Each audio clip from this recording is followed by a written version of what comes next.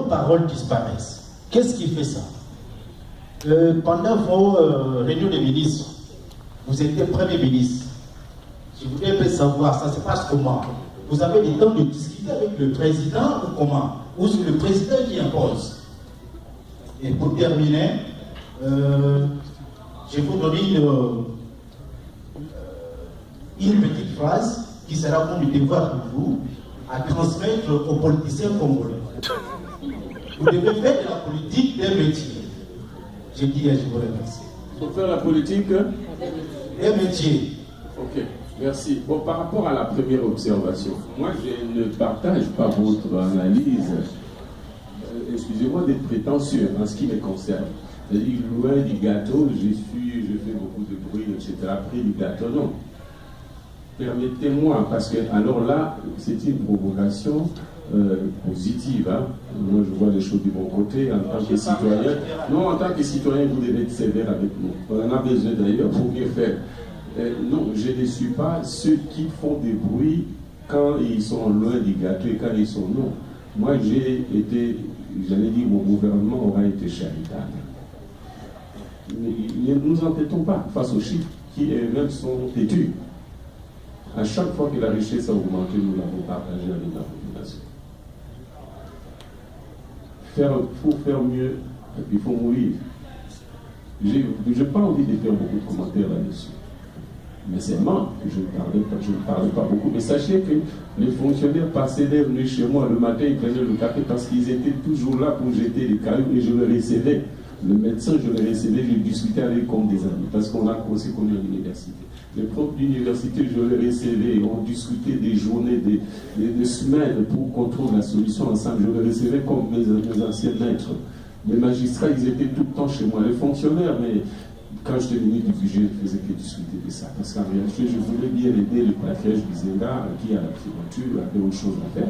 Moi, je faisais le temps à discuter avec les fonctionnaires, le gouverneur de province, le président de l'Assemblée, beaucoup de réunions, des compromis, des discussions pour les salaires. Mieux que ça, tu meurs. C'est parce que ça n'a jamais eu lieu et j'ai doute fort que ça ait encore lieu après nous, sauf si nous revenons. Merci beaucoup. Merci bien. Nous avons un ami africain dans la salle et je crois que l'hospitalité africaine demande que nous tenions compte de nos amis. Alors je passe la parole à notre ami burkinabé. Oui. C'est vrai? Oh. Ok. Mon nom c'est Suleiman Bansé, je suis burkinabé. Donc je suis africain. Ce sont les mêmes problèmes, nous avons tous les mêmes problèmes. Burkina Faso, Congo, Togo, partout, c'est les mêmes problèmes. C'est pourquoi nous sommes tous là d'ailleurs. Parce que ça ne va pas en Afrique. Aujourd'hui, aucun pays ne peut se développer, aucun État corrompu ne peut se développer. Vous le savez, tout le monde le sait. Ma question, je ne connais pas bien la scène politique, les acteurs politiques du Togo, et disons du Congo, mais je voudrais savoir comment, qu'est-ce que vous allez faire pour lutter contre la pollution. Contre la corruption. La corruption. Pollution. Corruption. Et en plus, vous êtes candidat. Est-ce que vous êtes sûr que ces élections seront transparentes et équilibrées? Parce que c'est ça même, c'est ça le problème en Afrique. Le problème, ce sont les fichiers électoraux, la pollution, bon, tout ça. Bon, je vais savoir, est-ce que si ce n'est pas le cas, qu'est-ce que vous faites pour que vraiment il y ait des élections transparentes? Merci. Je commence par la dernière question. Je crois qu'il y a une division du travail entre le peuple et les politiciens. Nous, on est des acteurs sur le terrain du football. L'arbitre, c'est l'autorité de l'organisation de classe. Mais ceux qui sont vigilants, c'est le peuple, pour que le match ait lieu dans des conditions transparentes. Si les peuples, c'est-à-dire les téléspectateurs, ne sont pas vigilants, ne font pas pression sur l'arbitre, donc il y a une division du travail. moi, en tant qu'acteur politique, je suis impuissant. Je vais m'arranger juste pour avoir le maximum de témoins, faire pression. Mais la pression essentielle doit venir de la société civile pour qu'elle obtienne que les élections soient les plus transparentes possibles. Maintenant, votre question. Les principes contre la corruption, c'est d'abord la transparence. C'est d'abord la transparence dans la gestion. Et la transparence dans la gestion, elle est réglementée par les textes dans les finances publiques, les procédures de passation de marché public. C'est un peu ça les rôles du FMI et de la Banque mondiale pour des pays pauvres qui ont besoin de bénéficier des appuis budgétaires, des financements au profit de nos entreprises, mais aussi au profit des initiatives privées. La transparence, travailler avec des institutions de dans une première phase. Mais la seconde phase, c'est l'augmentation de la richesse, veut que les fonctionnaires qui aujourd'hui est corrompu, ils viennent sous des tracasseries pour les fonctionnaires, ces conditions sociales soient améliorées.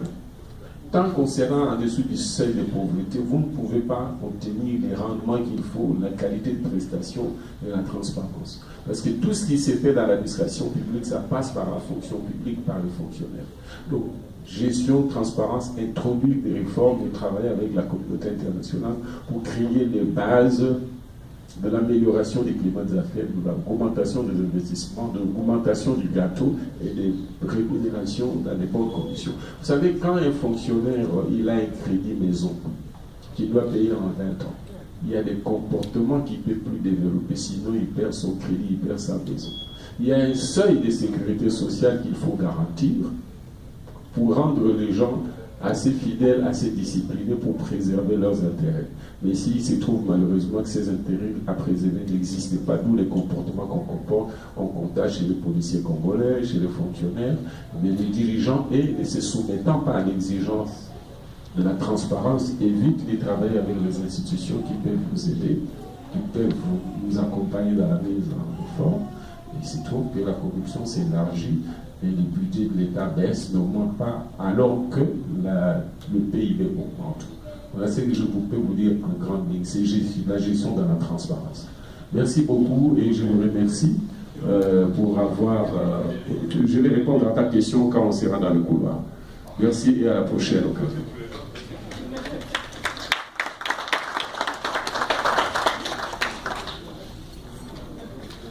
Merci beaucoup. Je vous remercie d'être venus nombreux. Avant de se séparer, je donne la parole pour juste une minute au vice-président de la communauté congolaise de Cincinnati de dire plutôt son dernier mot. J'ai juste une minute. Ici, je saisis l'occasion pour remercier le président. La plupart des politiciens fuient des sessions comme ça. Vous avez tenu à venir et à affronter la communauté. Et je suis certain que la plupart d'entre nous, nous avons parti d'ici avec beaucoup d'autres questions que nous n'avons pas eu l'occasion de partager avec vous. Ça a été un plaisir pour moi de vous poser la question. La première, c'est celle de savoir si vous avez des regrets ou un quelconque regret d'avoir été Premier ministre dans cette république. Retenez cette question, examinez-la à fond. Peut-être prochainement, quand vous reviendrez, on pourra revenir répondre là-dessus. C'est aussi l'occasion pour remercier tous ceux qui se sont décidés, malgré leur emploi du temps, de venir partager ce moment avec le Premier ministre. Le Congo nous appartient tous. Nous avons besoin de sessions comme ça pour ne plus que se faire une idée de où est-ce que nous allons, d'où est-ce que nous venons, qu'est-ce que nous devons faire. Avoir des sessions comme ça, c'est important. C'est ici l'occasion que nous voulons saisir pour remercier les organisateurs de cette rencontre, M. Serge et les autres. C'est donc nous remercions M. Serge de l'initiative de l'organisation de cette rencontre. Nous l'encourageons et nous encourageons aux autres politiciens comme vous de venir rendre compte à la communauté. Merci.